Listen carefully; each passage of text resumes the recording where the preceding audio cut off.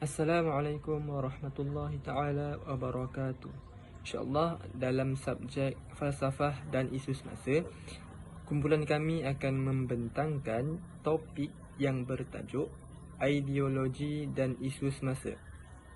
Dan ahli kumpulan kami terdiri daripada 6 orang, iaitu Haris Syazwan, Muhammad Rashid, Anissa Ayuni, Nur Hazliza, Nurul Syahida dan Nurul Falah Hanani. Kita mulakan dengan pengenalan. Mari kita kenal apakah maksud ideologi. Ideologi bermaksud satu sistem kepercayaan yang menjadi asas kepada tingkah laku seseorang. Pada lazimnya, ia merujuk kepada set kepercayaan yang menggerakkan suatu pergerakan politik dan sosial. Seterusnya, mengikut Kamus Dewan Bahasa edisi yang ketiga, maksud ideologi adalah fahaman ataupun ajaran yang dipakai ataupun dicita-citakan dalam dasar pemerintahan dan lain-lain tujuan.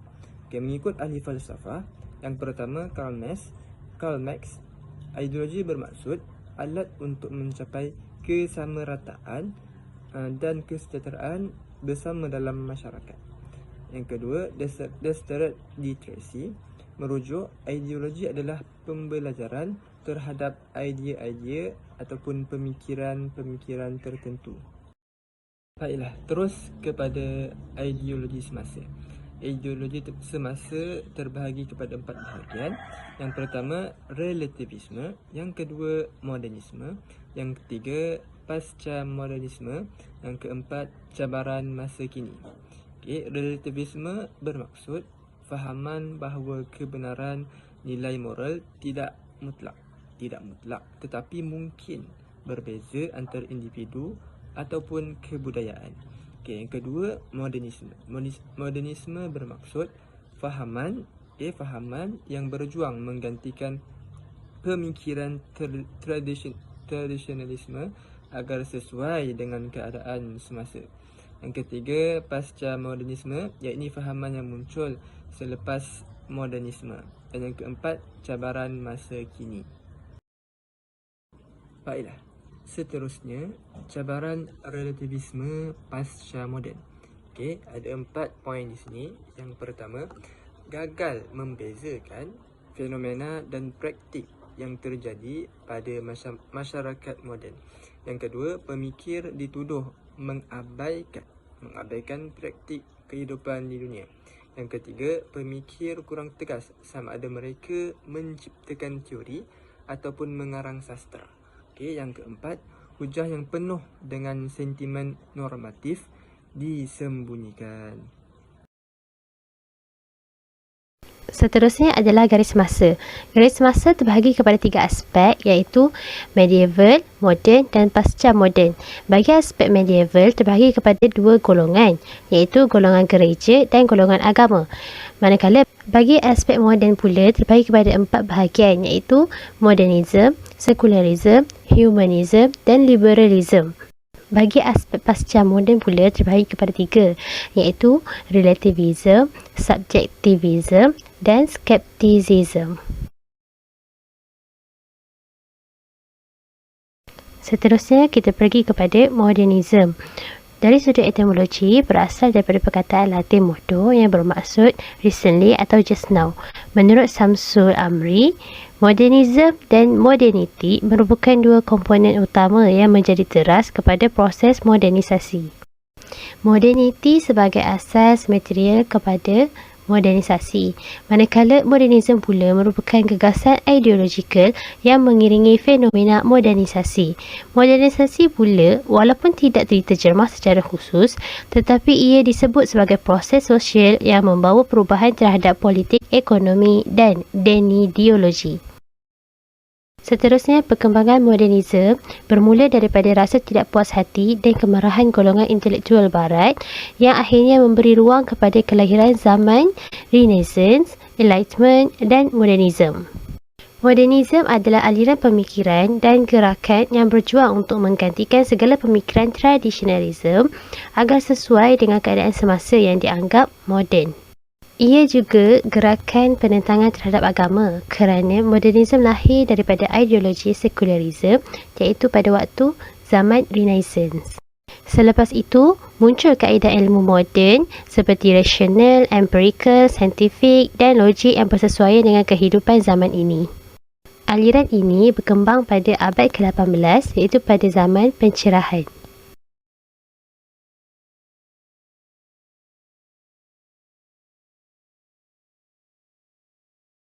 Pengenalan pasca modernisme. Pasca modernisme merupakan fenomena baharu dari ketidakpuasan hati terhadap gagasan modernisme yang dilihat gagal dan menindas manusia dan menentang logosentris, rationality, objektiviti dan kaedah saintifik. Sains bukanlah ilmu yang bersifat sebagai paradigmatik versus positivism logikal yang menolak metafizik. Pasca modernisme. Pasca modernisme merupakan kepercayaan modernisme bahawa akal dan sains dapat membawa kemajuan dan kebenaran serta menyelesaikan sebarang masalah. Ciri-ciri utama pasca modernisme ialah yang pertama, anti-realis. Yang kedua, permainan bahasa. Yang ketiga, menentang metanaratif. Yang keempat, tidak prihatin kehilangan jati diri dan agama. Mempunyai aliran disiplin ilmu antropologi, psikologi, sosiologi, sejarah, politik dan juga lain-lain. Terusnya ialah tokoh aliran pasca modernisme. Yang pertama ialah tokoh Descartes. Yang kedua ialah Jean-François Lyotard. Dan yang ketiga ialah Jacques Derrida. Seterusnya, bagi penolakan pasca modernisme terhadap modernisme. Modernisme gagal mewujudkan pemulihan ke arah masa depan kehidupan yang lebih baik sebagaimana yang diharapkan oleh para pendukungnya. Yang kedua, ilmu moden kurang memerhatikan dimensi mistik dan metafizik manusia kerana terlalu menekankan sifat fizikal individu. Yang ketiga, ilmu pengetahuan moden tidak mampu melepaskan diri daripada penyalahgunaan kuasa keilmuan demi kepentingan kekuasaan. Terdapat banyak percanggahan antara teori dengan fakta dalam perkembangan ilmu moden. Pengenalan relativisme. Relativisme iaitu merupakan satu istilah yang digunakan untuk menggambarkan sesuatu perkara yang bersifat tidak tetap dan mutlak. Ianya boleh berubah mengikut suasana persekitaran. Doktrin bahawa ilmu pengetahuan, kebenaran dan nilai moral ditentukan secara berkait dengan budaya, masyarakat dan konteks persejarahan. Yang ketiga, teori atau pengetahuan bahawa penilaian adalah relatif dan berbeza-beza menurut situasi, peristiwa dan individu yang mengalaminya. Kebenaran dinilai relatif, tidak mutlak dan saling berbeza antara budaya dengan budaya yang lain, individu dan individu yang lain dan situasi dengan situasi yang lain. Seterusnya, perbezaan bagi modernisme dan juga pasca modernisme. Kebenaran bagi modernisme ialah mutlak dan objektif, manakala kebenaran bagi pasca moden relatif dan subjektif. Ciri-ciri bagi modernisme konstruksi, iaitu berdasarkan keilmuan yang telah kukuh dalam zaman moden. Yang ketiga budaya tinggi, hierarki iaitu ada undang-undang dan sentralisasi, dan yang terakhir hermeneutis iaitu pentafsiran sesebuah berdasarkan naskah atau teks. Manakala ciri-ciri bagi pasca moden ialah dekonstruksi, budaya rendah, anarki iaitu tiada undang-undang dan desentralisasi dan juga nihilisme iaitu percaya kehidupan dan dunia ini tiada makna atau tujuan. Assalamualaikum dan hai, saya Falhanani. Seterusnya saya akan menyambung perbentangan mengenai teori relativism ini. Teori ini menolak sesuatu kebenaran yang objektif. Seterusnya, ia menganggap kebenaran itu boleh dilihat daripada pelbagai sudut dan juga konsep. Dan terakhir, konsep relativism ini adalah satu cara yang menafikan konsep absolute truth. Seterusnya, kita pergi kepada ciri-ciri relativism. Yang pertama, menafikan universalism, di mana tidak wujud satu persetujuan sejagat berkenaan kebenaran, kebaikan dan lain-lain. Ciri yang seterusnya ialah menafikan absolutism, tidak wujud nilai-nilai yang bersifat tepat dan tidak berubah seperti nilai kebenaran, kebaikan, keburukan dan lain-lain. Ciri yang ketiga ialah menafikan objektivism. Nilai kognitif, etika dan estetika tidak bebas dari pengaruh minda, mind independent. Nilai ini tidak mampu bebas tanpa bergantung kepada pemikiran manusia yang saling berubah. Ciri yang terakhir ialah menafikan monism. Tiada bidang yang menyediakan hanya satu pandangan, penilaian dan norma yang tepat. Relativism ini mungkin menerima nilai yang tempatan, local monism, tetapi bukan nilai yang sejagat, universal monism. Baik, kita masuk pula kepada domain relativism.